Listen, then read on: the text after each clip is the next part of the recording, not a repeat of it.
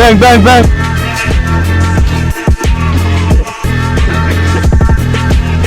Set.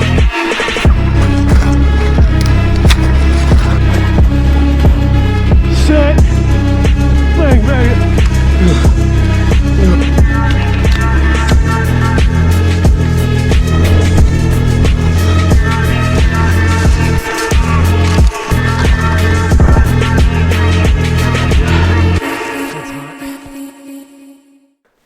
Alright guys, what's up? Today on Stat Attack, we're going to be going over our patrol video.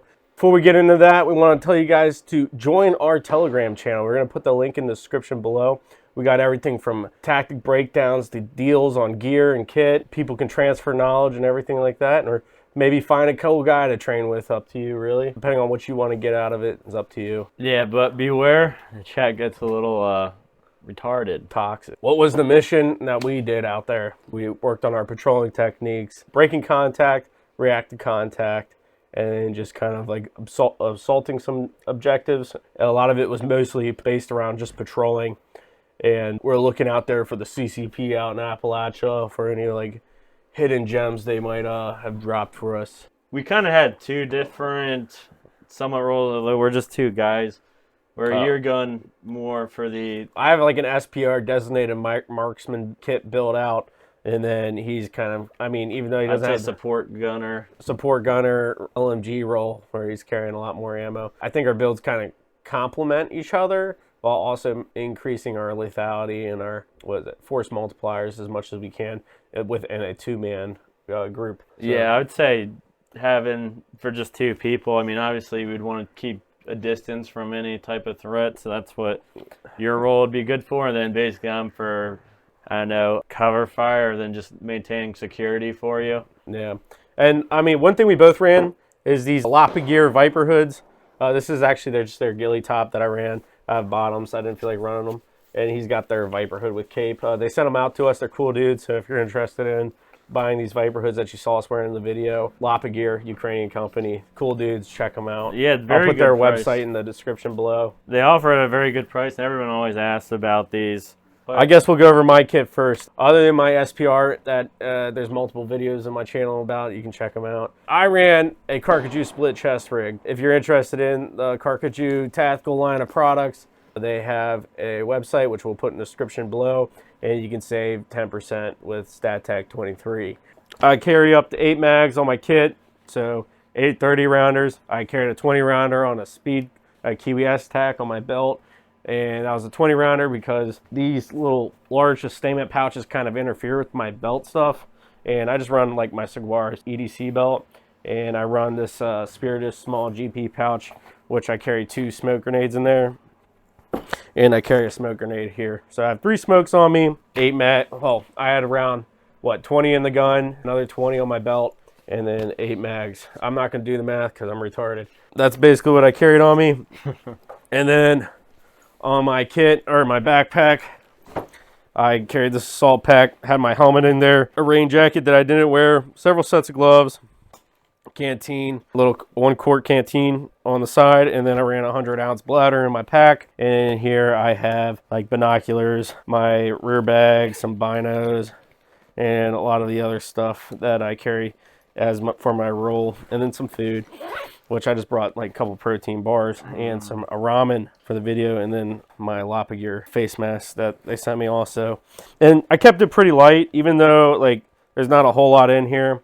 My kit, the total weighed around like 50 pounds of just the gear, because I have my radio, my nods, my helmet and stuff, and some like miscellaneous items like extra gloves, which came in handy because I have the wool inserts. And I think within the first 10 minutes out there, I broke out my wool inserts and my leather gloves because it was fucking cold. I kept it pretty bare. I just wore the Viper hood, well, the ghillie top, BDU top, and I had a thermal base layer, which was like a silk top that I got issued when I was in. And I didn't wear any silk bottoms or anything like that. I just wore my regular cargo pants. And I stayed warm the entire time at like 23 degrees out there. He's got a little bit of a different story. I didn't know he was wearing so much until later on. Yeah, it was really cold. I did mention already, but basically it was cold as fuck for me and how windy it was. So I was a little paranoid about getting too cold. Plan on wearing 2 jackets like a retard at first, but once we got out there, I felt how cold it was. Retardedly had my BDU top a jacket over that, a thermal layer undergarment, and then a Gore-Tex rain jacket. That was my top layer. And I felt pretty cozy at first, and until we were out there for like an hour and a half and we started doing some bounding, I'm like, damn, I'm actually getting pretty sweaty, and we had to stop for me to take it off, which was definitely not super tactical. So, and I think I needed to experience that. Just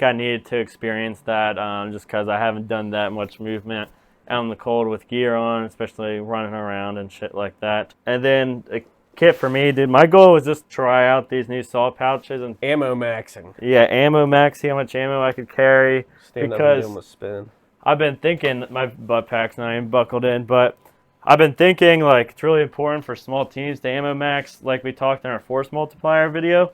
So I got these saw pouches, and they can hold 6 to 8 mags each. I just had 6 in here, which I did have 2 couplers in each one, which I thought would be a good way to make reloading faster. And I ended up carrying 21 mags plus a D60, which came out, including this 40 round, it came out to about 700 rounds of ammo. And my kit's about 50 pounds as well. And I had enough water to last me a day because I didn't want to have to Carry any smoke grenades. go to filter. Yeah, I got these 2 bullshit cheap airsoft grenades, which aren't as good as the IWI ones, but just wanted to have more shit on me, carry more weight, and plus it's good to have some smoke if you need some type of force multiplier for breaking contact. I also forgot to mention I did wear this Mayflower chest rig along with this Air Force LV that I did a video on a while ago. I wanted to test that out because it sounded good in theory.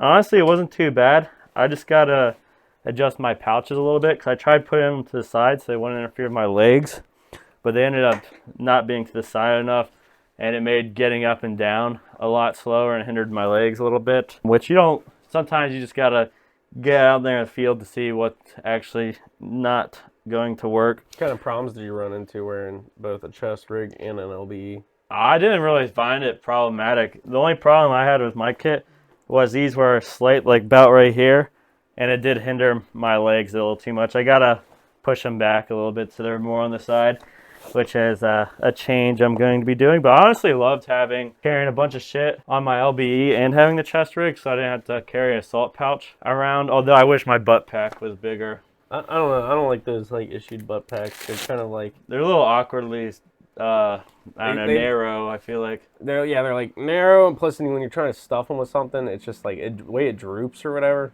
Just weird when you're trying to zip it back up when it's got stuff in it. And then what would you probably change about your kit? Because I know there's like he ended up having to downgrade because he wore 2 rain jackets basically. Like I didn't wear any jacket. I just wore my BDU top, the thermal base layer silk, and my ghillie hood basically. And like I was warm the entire time until we stopped, I think, because he had to downgrade because he was so cold again. But he didn't have not a place to put his rain jacket, so I ended up carrying it. But I think he probably, since he already had like, 700 rounds, I was thinking maybe he could probably ditch the 5 magazines that he kept in his butt pack. I mean, more ammo, more survival. I don't know. I felt like you could probably carry his rain jacket and in his butt pack. Yeah, at least practically. having a little more sustainment on you compared to like just ammo. Yeah, I think having a bigger butt pack, I would rather just do that, just so I have the capability of carrying more ammo if I want to, and then just having the extra jacket packed away in the butt pack as opposed to already having it on me because I could just put it on if I get too cold, as opposed to starting out with it. That would have been much smarter so I didn't slow us down. Like if you react to contact, you're getting on the ground, or even when you're just moving and you're trying to do sills, you're going to be getting down, getting up. It's a lot of getting up and down. And 50 pounds isn't crazy much, but if you're trying to be quick and agile, it was a little bit of an eye-opener to see like I wasn't as fast as I thought I would be getting up and down. So I mean, you could carry less weight. Obviously, that'd be ideal. But if you're a small team, you probably need to carry more weight. You're gonna have to carry more shit. But I was thinking was, I'm trying to get in the gym more and do more squatting and deadlifting. I think that's important, and just working on cardio. But I don't know. It's kind of making me think maybe I could start doing burpees in this kit, just because that'd be good practice for getting up and down. Legs, train your legs, please. Like especially if you live in a mountainous region, yeah, you can be a really good cardio guy, but if you don't got the leg strength to go up and down fucking hills, like you're like one or the other, like your legs will tire before your lungs or your Yeah, lungs. I know I need to work on my cardio probably more because my lungs tire out way before my legs. I got a pretty decent leg strength, but my lungs will fucking tire before my legs. yeah, leg strength and cardio are both important because if you have cardio but not leg strength, then your legs will get fatigued faster. Or if you don't have cardio, then you're just gonna be out of breath going up, especially going up mountains and stuff, and it's gonna slow you down. And so, I mean, everyone knows they should be fit, and working Yeah. out makes Also, it even more important when you actually go out there and see what you need to work on more. Yeah, so we were basically, it was like a 2 mile patrol, and it went pretty slow. Our total distance was about like 2 miles over the course of like 4 hours, which seems really slow, but we were going off trail. it was off trail. We were taking our time patrolling, so scanning, conducting sills, looking around, smelling. Then also we incorporated a little bit of land nav into it. I didn't have my pace count, so basically we just shot our azimuth. Plus we used a drop-off spot from the video. You could see that at the beginning we got dropped off in a location was, I think, added a whole other kind of training aspect to what you're doing. There's a big difference between driving somewhere, getting out, and then doing what you want to do and come back. Being dropped off somewhere just kind of forces you to navigate to get to your exfil location, which we did. It also is a little bit disorienting because you have to like get your bearings, try to figure out where you're gonna go. I mean, like I said, we did a little bit in land nav where I basically just shot my azimuth and we walked out in that direction, regained our bearings. I did also have a GPS. I use a Venza or whatever with my phone, and I'll upload a map onto that, and it's gotten me pretty good results throughout my time in the military. And now, Can you use your GPS on your phone without like while you have it on airplane mode and shit? mm-hmm. Okay. Yeah, as long as your location's on it can tell you where you're going and everything like that, and it's free. So you can get up to you can upload to 3 maps for it, and you can just cycle out those maps wherever you're going or whatever, and it saves money compared to paying for something nice. But you just got to get the maps yourself, which I use CalTopo, or you just look online for a local map for something. Yeah, don't you think it'd be better? And I don't know shit about land nav, but probably in the better. We might want to do it more manually without using a GPS. Yeah, most of the land nav thing. Reason we didn't do 100% land nav is because I don't have my pace count, and without my pace can't really keep track of how far I was going. So that's why we just like reshoot our azimuth after a while. Also like coordinating with the GPS, so getting a little of that training in. Not too strictly just off the grid land nav with traditional methods. Patrolling practice, but we're also trying to do like random react to contact drills, assaulting objectives, keeping situational awareness, and looking out for things. We didn't really like plan out like a set mission. We kind of, I don't know, basically I feel like the main value in what we did was just getting out there, training different drills that we don't really get to do that often if you're... Especially a lot of like ranges, if you go to like a flat range or pay for a membership if you don't own private property, doing a lot of like stuff like bounding and reacting to contact isn't going to be allowed at your range. I know it's not allowed at ours. The cool part was, though, we didn't have to spend any money on ammo to do this training, and it's pretty valuable stuff. Although, like, probably the hardest part is probably finding a place and time you can actually do it. Because if you had your own property or whatever, we had to do it on public land, which also makes it a little bit more exciting. Add some more hazards. So like we can go over like some of the hazards we had to worry about while we're out there, while also trying to remain concealed or not being compromised. Hunters, hikers. There's people. It's public land, so there's hikers out there, and there is hunters out there. And also you have to worry about DNR or some shit and awkward encounters with them. Why you dressed up in military kit with almost 1,000 rounds of ammunition on you, walking through the woods? It's a little sus. Also, like injuries with terrain. The terrain we're on is also very rocky and not very flat, and there's a lot of dead trees and stuff you can trip over, and thorns and everything like that. Injuries could be a thing to keep an eye out for. Especially carrying 50 to 60 pounds of gear, and you're running around, reacting to contact, running down a mountain. We also had weather. Weather was a big thing for us. It was windy. It was really cold. It was like 22 degrees out when we got out there around 6, 7 o'clock. And then, yeah, it was blowing wind. It was icy, still snow on the ground. Fingers were pretty much frozen within the first 5, 10 minutes that we were out there. Yeah, the wind was blowing about 20, 40 miles an hour. The cold itself wasn't too bad, but the wind I was not looking forward to, because to be honest, I don't have, I know, like, you've done more stuff than I have because you were in the military, but like I haven't walked around in kit with when the wind's blowing 40 miles an hour and it's 20 degrees. So I was a little bit nervous, like, did I wear enough stuff? There was ice, which that wasn't a big deal, but whatever. Then the last thing's wildlife. Wildlife, not really too much to worry about, like rattlesnakes or copperheads or anything like that in the winter, or like bears hibernate. But definitely you got to take in consideration, say like you'll alert a pack of deer, which we ended up doing in the video. I don't know if it'll make it into or like the little cuts or whatever, but we did scare off a herd of deer, and if there is like say another opposing force out there in the same territory you are, or just someone pulling guard or something, or like civilians or something, that can alert them that there is something in the area that wildlife is scared of. So you got to be cognizant of that when you're patrolling and trying to keep a low profile in the woods. What do you think was the most valuable thing we did when we were out there? I think just gaining teamwork, also just building that camaraderie and knowing how you and your team works. And that's kind of the whole point of training, is to learn how your guys and you are going to operate in the field, and building off that in the future. I mean, that's why you want to train with your boys as much as you can, so you guys can build that rapport with each other, and also know, like, make sure you guys know what you're going to do in case of, like, say you got to react to contact. Like, we've gone over react to contact drills in the past, and you have a basic kind of outline on how it works, where it's like a walking one step in front of each other while you bound onto an objective, and it's the same thing kind of when you break contact. And we've done this stuff in the past, and we were able to put it into training out while we're out and patrolling when we did a react to contact drill, and when we assaulted our objective, we bounded onto the objective. I think that was the most important thing, because it has to be muscle memory. Otherwise, if you start taking shots or something and you don't react right away, you're going to get wiped out pretty quick. So having that muscle memories. I mean, yeah, that's why you train. And also they say when shit pops off and your adrenaline's rushing, you're going to resort to that lowest level of training that you have. And if you don't train to that lowest level at the highest standard, you're going to definitely have a lot more flaws. Yeah, I would say being able to work in a team and have communication.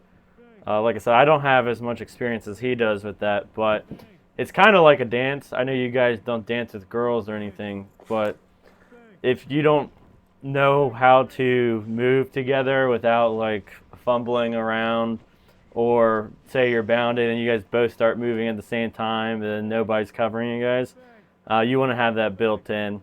Yeah, like for example, when we were doing our first assault through and we're bounding, he wouldn't tell me when he was moving or when he was set sometimes, or like me also.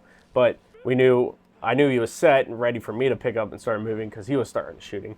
That's kind of how you, like, after a while of working with somebody or training with somebody, like you're gonna know they're in their position because they started firing. After you say you're set, and then your partner starts bounding up, you'll know he's set when he starts firing again, because he's not moving anymore. So that means you're good to move. And it might sound pretty gay in the video, just doing these bang bang drills where you're verbally saying bang bang whenever you're firing. It's actually it's easy, anyone can do it, but it's also really useful to simulate what it'd be like talking guns. Gay as fuck, but it saves ammo, and the military does it still when you're trying to break down into your live fire exercises, because it's like a crawl, walk, run thing where you at first you're doing it dry, no magazine in. You guys are just yelling bang, bang, and then you move your way up to blanks and then onto live fire. So, I mean, it's crawl, walk, run, and you can train a lot with just saying bang, bang and talking to your group on coordinating your bounding movements. It's also a lot more exhausting than you'd expect too, which... Yeah, I mean, I've just got over being sick, and my respiratory system kind of fucking sucks. So, you'll probably hear me coughing in the video while trying to yell bang bang and set and moving and stuff. Maintaining security with just 2 people. Yeah, so we're just two guys. When we had to take a tactical pause or conduct stills or, maybe even verbally talk to each other, what we did was he would come up, I was point for most of the part, he'd come up to me, basically do back-to-back security, so that way we could maintain the best security posture we could with the limited amount of resources and men that we have. So back-to-back and working kind of like in a tight group. We also did experiment with some other patrolling tactics. Like he's been really big into like the SOG stuff, and he sent me some things where they're like, they changed up, instead of doing like a single file or staggered column patrolling methods, they'd get online and kind of walk in rows. So that way when they say like receive contact front or something, they'd already have 3 guys on the front instead of 1. And then everybody have to get online after that. So it's putting more firepower up front. Yeah, that's probably more applicable if you have like a larger team, just so you can naturally increase your firepower instead of just having one guy lead and then he gets his ass cheeks clapped if you guys get ambushed or you run into contact. But yeah, the 2-person security, it was a little bit, I know we have to adapt a lot of things since it's just us two. So like when we get down to communicate, we got a little bit closer together, which it's probably a little bit improper because they would say, oh, you guys could just get fragged at the same time or something like that. Yeah. But we were able to cover each other's 6s and communicate before we're going to move on to our next objective. Another thing I'd like to add is, since we are in such a small group, our main purpose isn't to really get into contact and like attack something else or assault something else with just the 2 of us, because that would just be retarded. Especially if we got any kind of like real like contact situation where someone's shooting at us. I think our best bet of survival would be to break contact, pop smoke, do our bounding movements back while shooting as much as possible. And I guess we can kind of start getting into the lessons that we were learning. But and I kind of wanted to talk about situational awareness, where we're just walking in the woods. We only have 2 sets of eyes looking for weird things. And it was such a shitty day. We didn't really have to worry about other people, but we were still looking out for them, or any signs of life or anything that's unnatural out there. Like we were looking for tree stands and stuff, and if we noticed one, we would stop our movement and try to check it out. I'm not gonna lie, I was not, like, from the mindset I was in when we were out there, I was like scanning mostly at the ground level. This man actually spotted every single tree stand we came across. I was not looking up in the air until the second one we came across. I started to look it up more. He was doing a lot better job, even though he wasn't also the point man. He also did make it up on the rear side of being able to like spot these tree stands up there. Because I didn't spot one of them until after he's like, "Yo, there's a tree stand right there," Yeah. like 100 meters to our left, and it's just a big one blowing in the wind or something like that. If someone was in those, we could have absolutely been spotted or compromised. And it would be awkward as shit. He spotted them. We checked them out. Nobody was in them. It was pretty good. Although I will say there's 2 problems. One, I was having a hard time communicating with you that we need to stop because there's a tree stand where there could potentially be someone, whatever. So I don't know.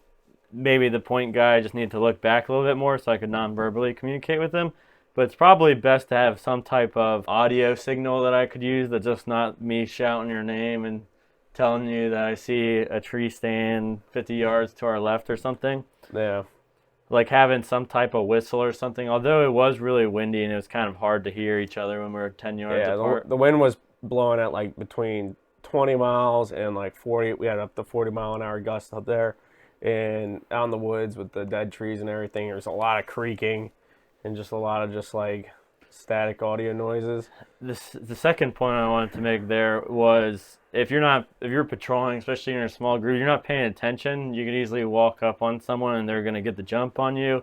And obviously if you're just 2 guys and you're both dead if you're not paying attention. One we were doing most is reacting to contact, which we would just do a random thing, be like, hey, just to like train each other, just shout contact randomly just so we could contact your 3Ds, so your direction, your distance, and your description. What really matters is your direction and your distance.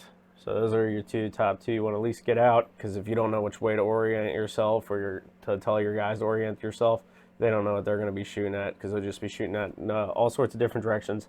And then another thing is important is making sure everybody gets online. Now, as I'm being two guys, we can't really operate as with an Alpha or Bravo team or even a Charlie team or something like that. So doing a flanking maneuver kind of really isn't in our ballpark. Improvising with just assaulting through, because you can either get fixed in the spot and die, or you can break contact.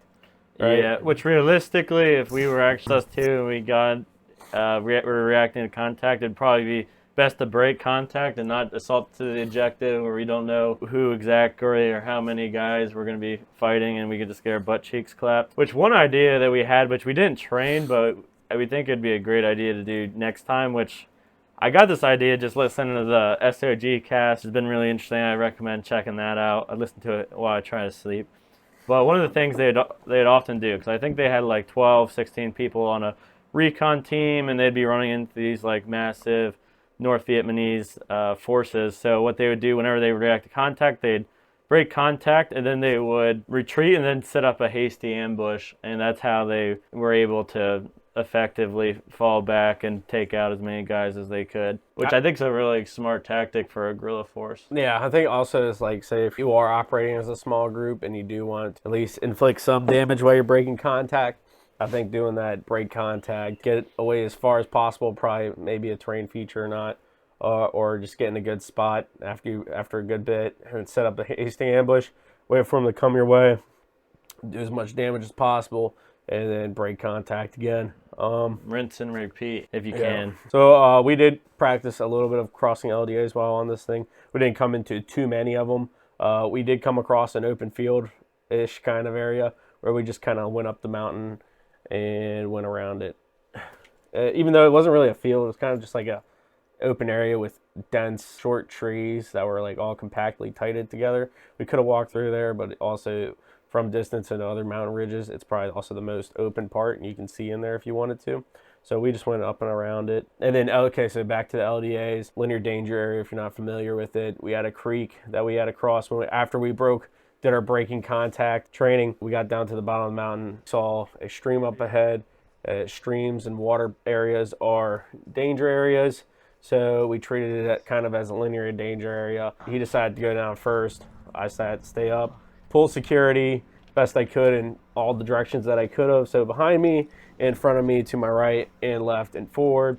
And then while he ran down, crossed the stream, and then he pulled security, took one knee, got in some concealment, and made sure the right and left were clear, signaled me down. And then I ran down across the stream, and we got through our training. I think one thing is, like, during long periods of patrolling, you get kind of bored and complacent, and so like carry your rifle like you patrolling, bitch. you kind of lose that security posture. So like, especially if you're like keeping your rifle at the ready, and having a sling, a good sling, will help improve that. And like what I was doing, I have like a 14-pound rifle. It's like 12, 14 pounds. I don't forget the exact weight of it loaded. But ways I'd like to keep my rifle, pretty much at the ready, especially with it being so heavy, have my stock fully extended, and I tuck it underneath my arm with the sling here around my neck. I don't have it slung over my arms or anything. It's just around my neck, and I tuck the bud stock at my underneath. Here, let me see. At least you could point and shoot. Like, you might not be able to put some accurate fire, but carrying it like this is good as long as you're not muzzling someone. So I was just kind of just doing this, like with a 12-pound rifle, and it's front heavy, so the muzzle's kind of going down and the back goes up, and it's just sitting in my rifle. And I was able to carry my rifle like this for, pretty long period of time during our patrolling measures up in the mountains and stuff like that, and also kind of keep it pointed down range, and I can flag any hunters or anyone out there that I felt like. I did get a little bit lazy with that, and also didn't want to flag you or I'd have it down to the side. And sometimes I did find myself getting a little lazy with how I was holding it, where I wouldn't be able to react right away. I think I just need to be more disciplined with that in the future, and also get a better sling, because this thing's having an adjustable cheap. Sling really helps out with adjusting that tension that you need. Okay, As so like well. improves on our training. Adding a vehicle or someone to drop you off was a good addition. But instead of having a staged vehicle instead of placing somewhere to get picked up at by like yourself or whatever, have someone else time hack to get to the spot where somebody's going to pick you up. So like having someone to extract you out of there and be there on time. So giving you time hacks to meet along your patrol route or for your mission, so you can get the fuck out of there. Plus, that's also signature reduction. The less stuff there to place you there at the time, better for you, because then people can't try to place you in that area at that time. Like, well, your vehicle was parked at this area, so that's how we know you were there. It was sighted there. Instead of it just, someone dropping you off briefly, they drive off, no vehicles left there, or and you're leaving in a different vehicle you came in on. Well, not even that. Like, even if someone picks you up in the same vehicle, it's like that vehicle is only sighted there twice. No one saw that vehicle parked there. You don't have like someone patrolling the other area and they're like, okay, this car was here when I did my patrol and it's still here when I come back from my patrol. It's a signature reduction method, I guess you can say. Yeah, I think one of the bigger problems that we could improve in the future is having like a time limit, because we're kind of out there with unlimited time, which isn't super realistic. So if we set like a time limit where we're trying to get to a location at a certain time, I think that would let us work with more urgency instead of just dilly-dallying in the woods as long as we want. I don't know, how realistic do you think that is? Like if you're patrolling... I mean, usually when you set out a patrol, you'll usually give your team or your command and like an idea of when you'll be back. That's where you have radio communications, so you can have your challenge passwords and stuff for when you come back or whatnot. Maintaining that communication. But I think adding time hacks is great for missions, so adds a sense of urgency to your training. Now let's talk about some things I guess that we could improve upon. Yeah. With our also, I think if we had like an op4. Yeah. Or like someone that was also like occupying the zone to look for you or look for, enemy personnel in the territory, that would also add a good training value to you as someone being out there and trying to not be compromised or remain, I can't even think of the word I'm trying to. It just makes it more realistic. Yeah. Than just dilly-dallying, taking a walk in the woods. Although that's better than staying in your mom's basement or going in a flat range. Yeah, there's more training value than this. Like, anyone can become a good shooter. Like, you spend a lot of money, but not everybody wants to go out in the woods and suck dick. So that's why I'm buying knee pads, because my knees took a beating out on this patrol. Yeah. Let's maintaining positive mindset. That's another thing we should probably talk about, because if you have a negative mindset, it will affect every guy you're with. So being positive will definitely boost the morale within your group, and even like a false sense of positivity amongst yourself will keep you better. Because I know, like, we were driving out there, I was like, this is gonna fucking suck or whatever, because it was cold. It was like cutting through your jackets or whatever, and it's just like, but I had a lot of fun. I mean, it got a lot better once we got out there. I was very excited the night before. Then waking up, I was like, "Wow, why did I agree to do this?" But it felt very rewarding afterwards, and just doing hard things makes more hard things easier in the future. Yeah, and even though nothing ever happens, maybe something, will happen, and you'll be more prepared for it because you went and LARPed in the woods. LARPing in the woods is a lot harder than going to a fucking range and doing bill drills and running them at perfect increments and being able to correct it if you mess up and rerun it. That's only on the flat range and not in real life. So, because if you fuck up in real life, there's no redos. Oh, you know what? We didn't talk about it. There's there's probably a number of ways we could have probably redid it. But there's like some rock formations. We were like pretending that there might be people over there. So we just got online and assaulted for it. We didn't really bound or anything. It's not like we did. And then like while we were trying to clear out this rock formation, it was really awkward. And it was very clear. I think we weren't like thinking the same shit. Or I tried like flanking to the left while he was going to the right. And I think we ended up crossing paths or sectors of fire. And it didn't look good at all. But like as we went on, I think, and the more we practice it, it's definitely starting to look better when we clear like a rock formation or something. Yeah. And we kind of like read our minds to the way we were going to clear it. I think we probably should have like paused, came up with a plan, took 10 seconds to come up with a plan, and then just executed on the plan instead of just walking straight to the objective where we could be walking into a trap or something. Yeah, I guess that's everything. All right, guys, if you liked the video, like, subscribe. If you want to support the channel, join our Telegram. Go out in the woods and... Yeah, go out in the woods and train, and then post it in our Telegram on what you did. I always like seeing that stuff when you guys post your training. But, yeah. See you guys. See you.